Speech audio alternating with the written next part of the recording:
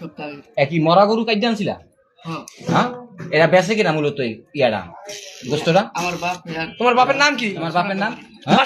গরুর গোস 10-15 দিন আগে ফ্রিজে থাকা নষ্ট গরুর গোস মানুষকে খাওয়ানোর জন্য আনছে। এই যে অনেক মানুষ সাক্ষী আছে দেখেন। এই ভাই গোসের গ্যাসাই দোকান দোকানে দেয় গ্যাসাই গোস।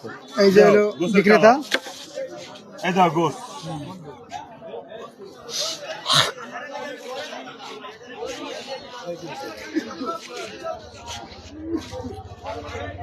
গোস কে তাজা গোস।